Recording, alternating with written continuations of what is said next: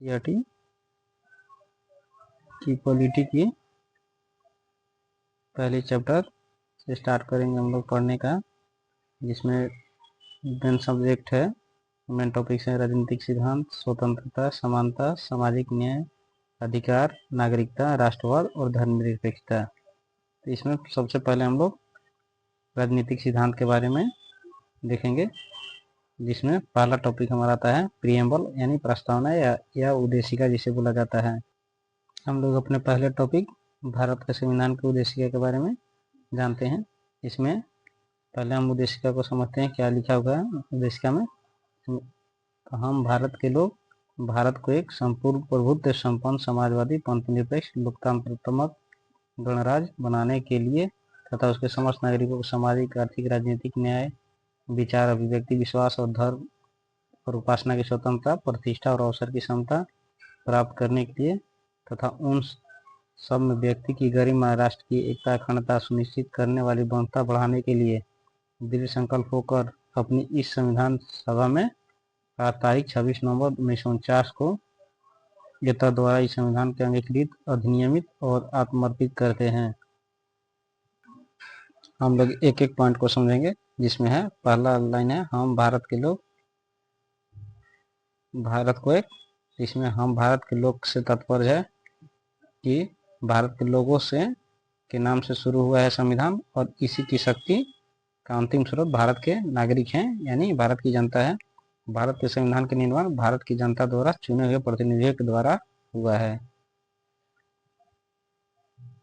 दूसरा है हमारा संपूर्ण प्रभुत्व संपन्न, जिसका तात्पर्य होता है एक ऐसी व्यवस्था से है जिसमें भारत किसी भी तरह से आंतरिक या बाहरी सत्ता से पूर्णतया स्वतंत्र है। जब भारत ब्रिटिश शासन के अधीन था तब उसे प्रभुत्व संपन्न देश नहीं कहा जा सकता था, लेकिन बाद में जब हम आज़ाद हुए तो उसके बाद में हमारे संविधान में लिखा गया संपूर्ण प्रभुत्व संपन्न। जब भारत लोगों के अपने से जुड़ने और प्रत्येक मामले में फैसला करने का सर्वोच्च शक्ति भारत के संविधान द्वारा लोगों को प्राप्त हुआ। कोई भी बाहरी शक्ति भारत की सरकार को आदेश नहीं दे सकती है कि इसके अनुसार काम किया जाए, जैसा कि हमेशा यूएसए पर आरोप लगाया जाता रहा है। नेक्स्ट है हमारा समाजवादी। समाजवादी शब्द का सिंपल सा मीनिंग है समाज में समता सामूहिक रूप से उत्पन्न होती है और समाज में उनका बंटवारा समानता के साथ किया जाएगा, यानी जो भी संपदा है समाज में एक डेवलपमेंट के लिए जो भी विशेष जरूरतें होती हैं उसमें सभी का समान भागीदारी होगी।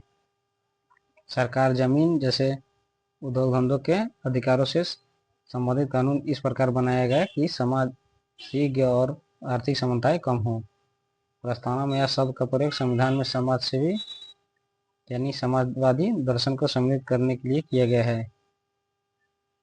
इसके द्वारा भारत में लोकतांत्रिक समाज व्यवस्था की गई है। नेक्स्ट पॉइंट है हमारा पंथ निरपेक्ष, यानी पंथ निरपेक्ष कहने का मतलब है भारत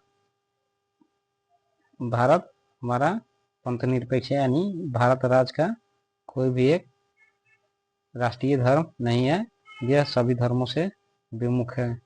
जैसे कोई भी धर्म जैसे हिंदू, मुस्लिम, सिख, ईसाई या बौद्ध अपनी इच्छा अनुसार किसी भी धर्म को मानने और उसका अनुसरण करने तथा उसके अनुरूप आचरण करने के लिए पूर्ण स्वतंत्र हैं। भारत का धर्मनिरपेक्ष राज्य एक ऐसे धर्मनिरपेक्ष राष्ट्र को विकसित करता है जिसमें सभी धर्मों के विकास के साथ उनकी उन्नति का पूर्ण स्वतंत्रता प्राप्त की गई है, यानी उन्हें प्राप्त है। लास्ट हमारा टर्म है लोकतांत्रात्मक। इसका मतलब ये सिंपल सा होता है कि सभी नागरिकों को समान राजनीतिक अधिकार प्राप्त है। जैसे सरकार जनता द्वारा निर्वाचित होगी तथा अपने कार्यों के लिए जनता के प्रति उत्तरदायी होगी।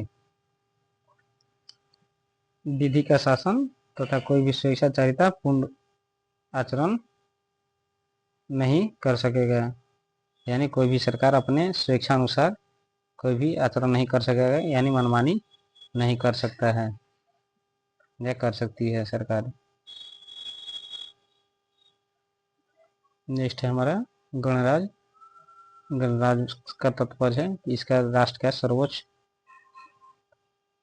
पद यानी प्रधानमंत्री, राष्ट्रपति या राष्ट्राध्यक्ष जनता के द्वारा निर्वाचित होंगे।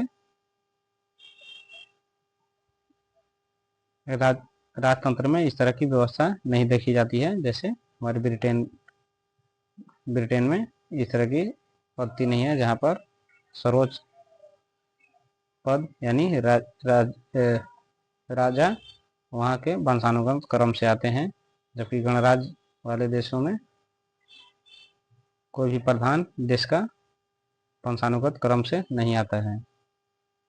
नेक्स्ट तरह हमारा न्याय, जो सामाजिक, आर्थिक और राजनीतिक न्याय के बारे में डिस्कशन करता है, बातें करती है। तो जिसमें न्याय का शाब्दिक अर्थ है किसी भी प्रकार का भेदभाव का अभाव रहेगा तथा सबको उनके उचित अधिकारों की प्राप्ति हुई। जैसे सामाजिक न्याय में है कि जाति, मत, लिंग, जन्म स्थान या धर्म या भाषा के आधार पर किसी से भेदभाव नहीं किया जाएगा और समाज में सभी को समान स्थान और अवसर प्राप्त होंगे।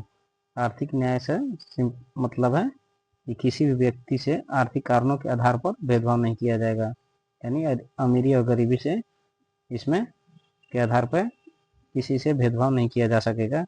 इसके अंतर्गत संपदा, आय या संपत्ति को असमानता को दूर करने का भी प्रयास किया गया है।